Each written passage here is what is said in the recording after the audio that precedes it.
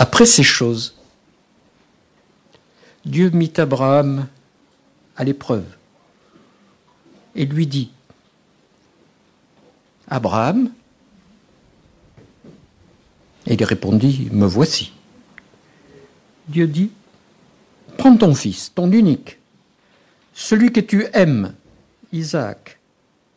Va-t'en au pays de Morira ou Morija, et de là, offre-le en holocauste sur l'une des montagnes que je te dirai. »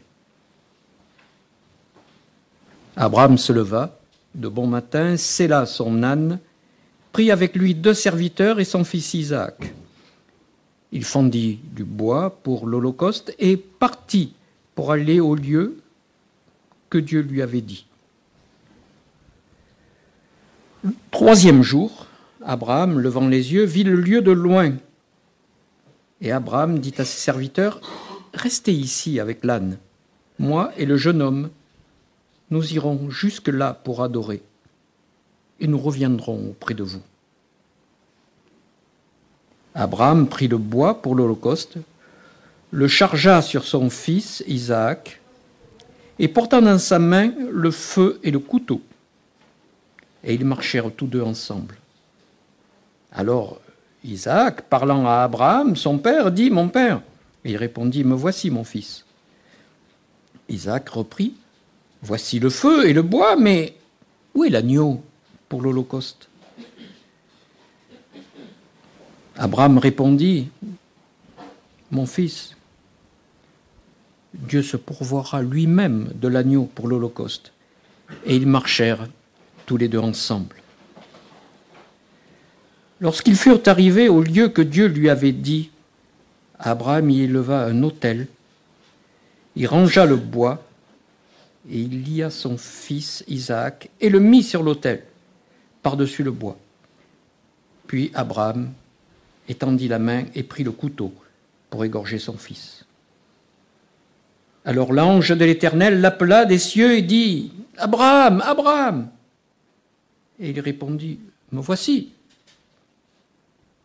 L'ange dit, « N'avance pas ta main sur l'enfant, ne lui fais rien, car je sais que maintenant que tu crains Dieu et que tu n'as pas refusé ton fils, ton unique. » Abraham leva les yeux et vit derrière lui un bélier retenu dans un buisson par les cornes. Et Abraham allant prendre le bélier et l'offrit en holocauste à la place de son fils. Abraham donna à ce lieu le nom de Jéhovah-Jireh. C'est pourquoi l'on dit aujourd'hui, à la montagne de l'Éternel, il sera pourvu. L'ange de l'Éternel appela une seconde fois Abraham des cieux et dit, « Je le jure par moi-même, parole de l'Éternel, parce que tu as fait cela et que tu n'as pas refusé ton fils, ton unique, je te bénirai et je multiplierai ta postérité comme des étoiles du ciel et comme le sable qui est au bord de la mer. Et ta postérité possédera la porte de ses ennemis. Toutes les nations de la terre seront bénies en ta postérité parce que tu as obéi à ma voix. » Je laisse la place à Rui.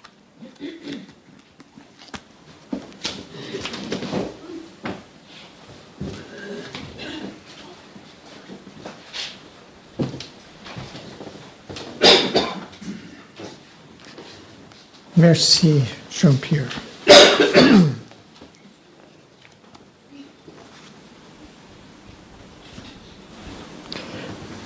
Êtes-vous jamais posé la question, pourquoi les épreuves? Pourquoi les afflictions?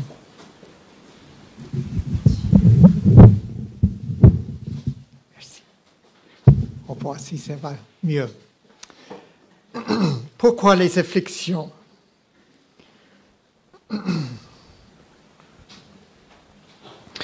Ce n'était pas la première affliction, épreuve pour Abraham. La Bible parle de quatre grandes afflictions, grandes épreuves pour Abraham. Premièrement, Dieu a demandé de sortir de son peuple, de sa famille, de partir, laisser tout. C'était une grande épreuve de renoncer sa famille, son pays et partir. Deuxièmement, il était avec son neveu Lot, qui était croyant aussi. Et il a dû quitter, séparer de Lot et partir à part. Troisièmement,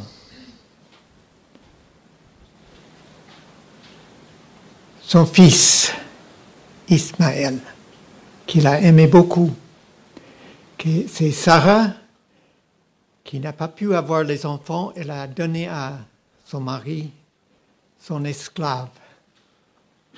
Et à travers son esclave, elle a pensé d'avoir des enfants.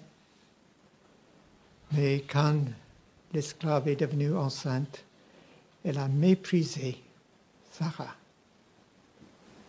Après, quand Dieu a accordé un fils à Sarah, ce fils s'est moqué d'Isaac. Et elle a demandé à Abraham de renvoyer cet esclave et son fils. Abraham n'a pas voulu le faire. Mais Dieu a parlé à lui et il a dit, écoutez, Sarah, fais-le. Et il a dû renoncer son fils, Ismaël. Et finalement, quatrièmement, ce que nous venons d'écouter, le fils de la promesse.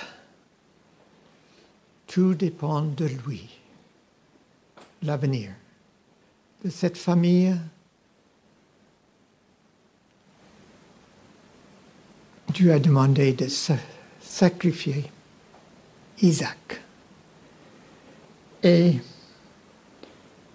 il a renoncé. Son fils est parti pour le sacrifier.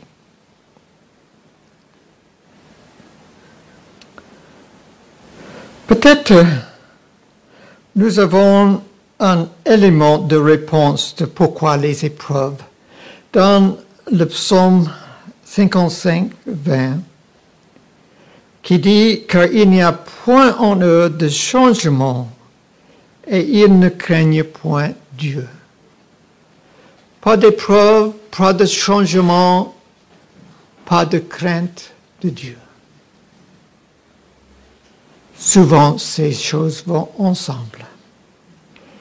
Dieu a prononcé une prophétie concernant le peuple d'Israël. Il a dit, ce peuple, il mangera, se rassasiera, s'engraissera, puis il se tournera vers d'autres dieux et les servira. Il me méprisera et violera mon alliance. Ça, c'est le danger. Ça, c'est le danger. Puis, il y a deux façons de réagir face à des épreuves. Comme une boule de neige ou comme une boule d'argile devant la chaleur. Un se fond, l'autre durcit. Nous avons un exemple d'Abraham et Pharaon, la différence.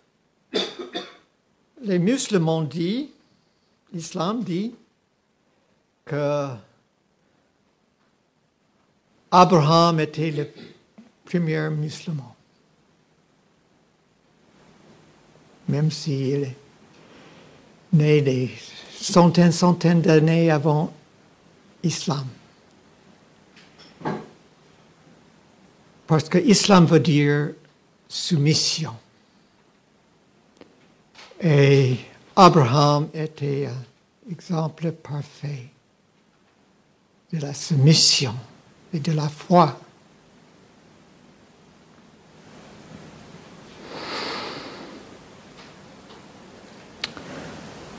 Ce n'est pas une petite épreuve pour Abraham.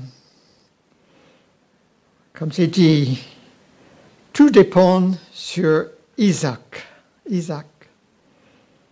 n'y a plus d'avenir pour lui, pour Abraham, ni pour la famille sans Isaac. Et dans Matthieu 1, la généalogie de David, de Jésus lui-même, commence ici, avec Abraham et Isaac. Un autre exemple dans la vie de Joseph. Joseph est passé d'un enfant gâté par son père à devenir prisonnier de ses frères et vendu après comme esclave en Égypte. Nous voyons ici le dessein de Satan et de ses frères, mais aussi le dessein de Dieu. Qu'est-ce que Joseph a dit à ses frères après? Il a dit dans Genèse 50, « Vous aviez médité de me faire du mal. Dieu l'a changé en bien. » Dieu a changé en bien. Le but de Satan ainsi que ses frères à cette époque était le mal pour Joseph. Dans Jean 10, Jésus dit, le voleur. Et dans cette parabole, peut-être il y a une référence à Satan lui-même. Parce que Jésus a dit un peu plus tôt, dans Jean 8, ces gens qui ont voulu le tuer, il a dit,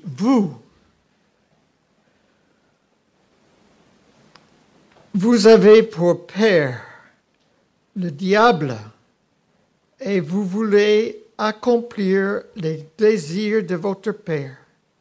Il a été meurtrier dès le commencement et il ne tient pas dans la vérité. Il est menteur et le père de mensonges, vos pères, pour ceux qui ont voulu le tuer. Oui, Jésus dit, le voleur ne vient que pour dérober, égorger et détruire. Moi, je suis venu afin que les brebis aient la vie et qu'elle l'ait en abondance. Aussi, Dieu dit dans Jérémie 29, « Car je connais les projets que j'ai formés sur vous, dit l'Éternel, projets de paix et non de malheur, afin de vous donner un avenir et l'espérance. » Toujours l'espérance, comme nous avons entendu de Gary la semaine passée. Si important. Encore des exemples du Nouveau Testament, et il y en a beaucoup. Comme nous avons déjà entendu dans Hébreux 12, 10 et 11, nos pères nous châtiaient pour peu de jours, comme ils le trouvaient bon. Mais Dieu nous châtie pour notre bien, afin que nous participions à sa sainteté. que ce châtiment produit plus tard un fruit paisible de la justice. Oui, il y a plusieurs versets qui parlent de ce que les épreuves produisent. Dans Romains 5, bien plus que nous glorifions même des afflictions, sachant que l'affliction produit la persévérance. Et Jacques a dit presque la même chose, sachant que l'épreuve de votre foi produit la patience. La persévérance, la patience. Et dans 2 Corinthiens 4, Paul dit, car nos légères afflictions du moment présent produisent une proie éternelle de gloire.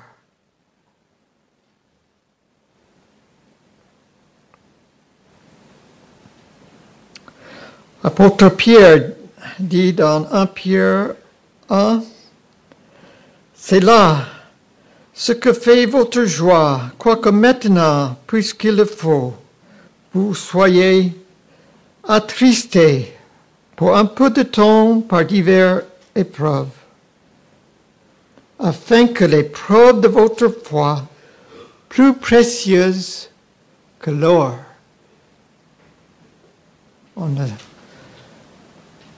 son passage au moment dans l'épreuve, n'est-ce pas? Mais Job a pu dire par la foi,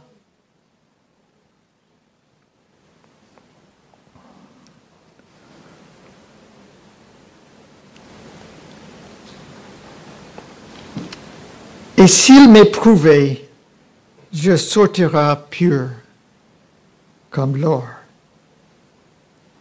Dans 1 Pierre 4, car celui qui a souffert dans la chair, on a fini avec le péché. Quelle belle promesse de fruit de ces épreuves, la délivrance d'une vie de péché. Dans 1 Pierre 4, 12, mes bien-aimés, ne trouvez pas étrange d'être dans la fournaise de l'épreuve, comme s'il vous arrivait quelque chose d'extraordinaire. Non, c'est chose tout à fait normale. Alors, l'apôtre Paul, dans Acte 14, dit, avec Barnabas, ils ont évangélisé la région. Plusieurs églises étaient établies. Après, ils ont décidé de retourner à ces églises. Et quel est le message qu'il a voulu laisser avec ces églises avant de partir? Le message, c'était, disons que c'est par beaucoup de tribulations qu'il nous faut entrer dans le royaume de Dieu. Chose normale dans la vie d'un croyant.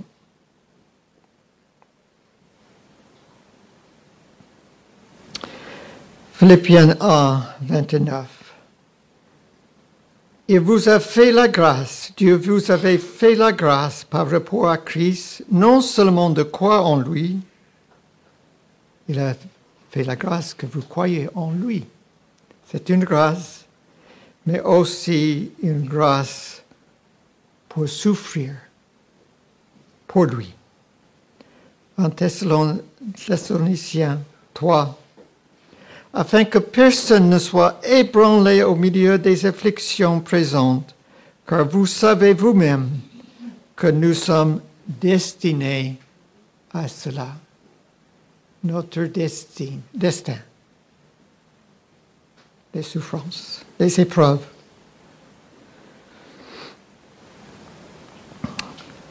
Pour terminer, dans Hébreux 5, 7 à 8,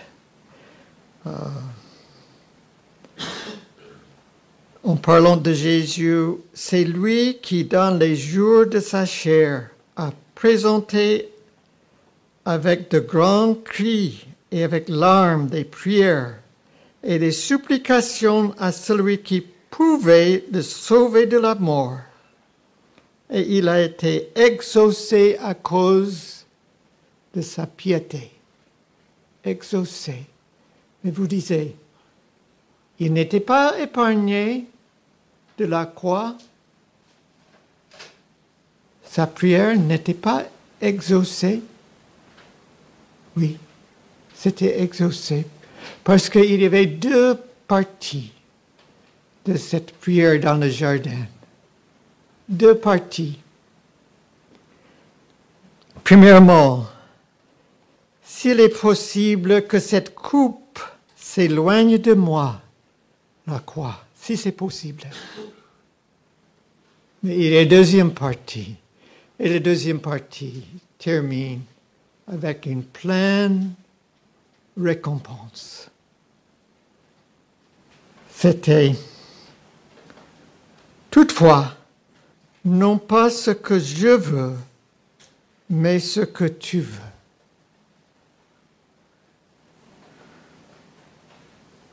Une fois, on m'a reproché.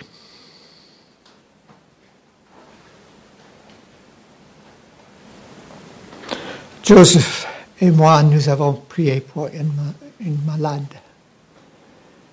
comme ancienne de cette église au début. On m'a reproché parce que j'ai terminé ma prière avec ces mots. Selon ta volonté, Seigneur.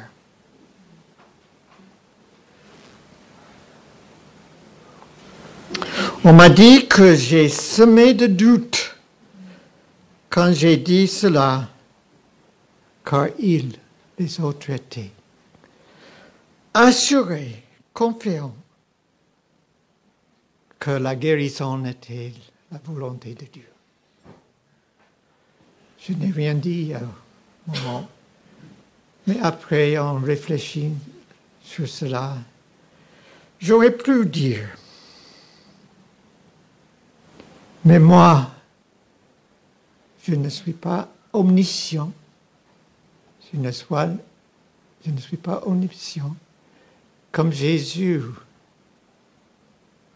on peut dire, certains moments dans sa vie, il était 100% Dieu, 100% homme.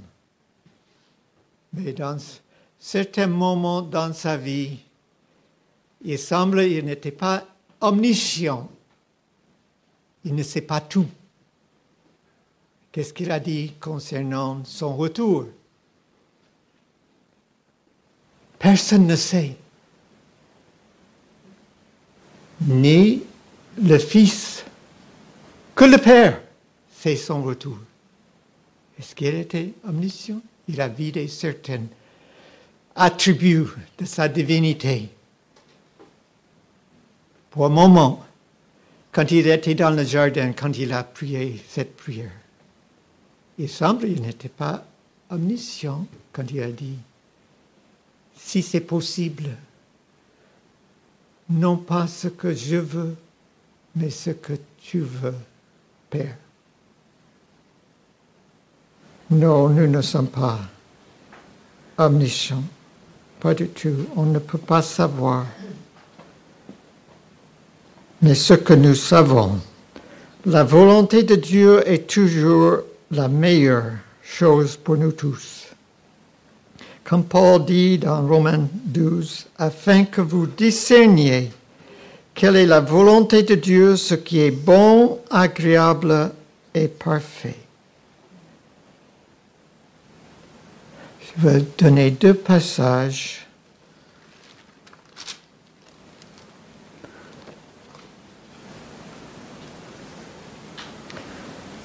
Concernant la réponse à une prière. Une réponse à une prière.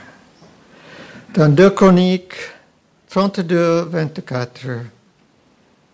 En ce temps-là, Ézéchias fut malade à la mort, il fit une prière à l'Éternel, et l'Éternel lui adressa la parole et lui accorda un prodige.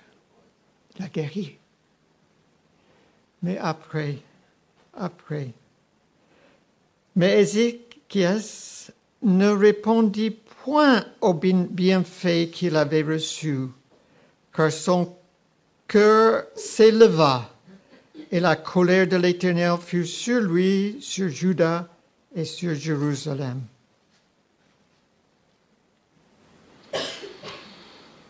Est-ce que c'est la meilleure chose? On ne sait pas.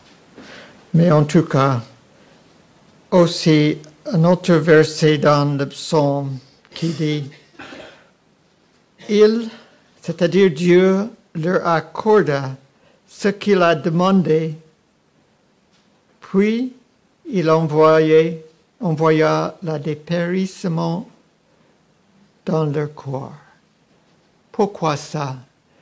Dans le désert, Dieu a pourvu un repas complet, parfait, la manne pendant des années. Mais le peuple a voulu autre chose. Ils ont crié, ils ont insisté pour la viande, comme il a mangé en Égypte. Finalement, Dieu a accordé la réponse, mais à quel prix? À le dépérissement, à leur corps.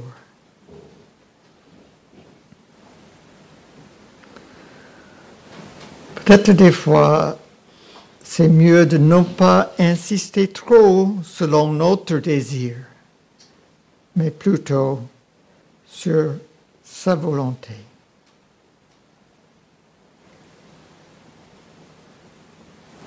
Comme Paul dit, selon ma ferme attente et mon espérance, je n'aurai honte de rien, mais comme toujours, Christ sera glorifié dans ma corps. Ainsi, une pleine assurance, soit par ma vie, selon sa volonté, soit par ma mort, selon sa volonté.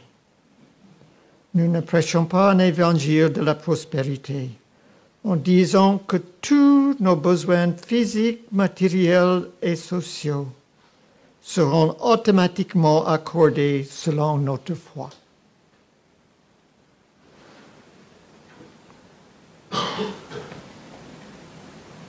Mais nous devons être prêts à accepter les épreuves dans la vie pour notre formation et pour la gloire de Dieu selon sa volonté, qui est toujours bonne, agréable et parfaite.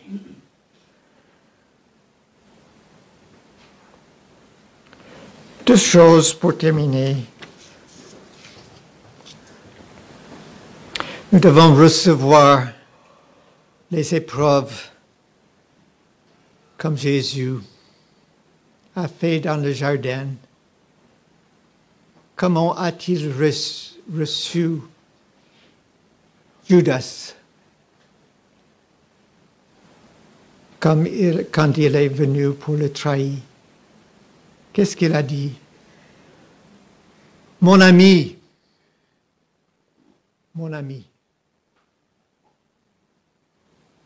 Mais il était l'ennemi, dans un sens. Et nous pensons souvent, ces épreuves sont les ennemis, n'est-ce pas? Mais par sa grâce, nous pouvons les recevoir comme des amis. Et deuxièmement, nous pouvons les recevoir dans la prière comme Josaphat, dans 2 Chroniques 20. quand il a prié, « Ô notre Dieu, n'exerceras-tu pas tes jugements sur eux, ces épreuves, cette armée qui vient contre lui. » Car nous sommes sans force devant cette multitude nombreuse qui s'avance contre nous. Et même, nous ne savons quoi faire. Nous ne savons quoi faire devant cette épreuve. Mais ce que nous pouvons faire,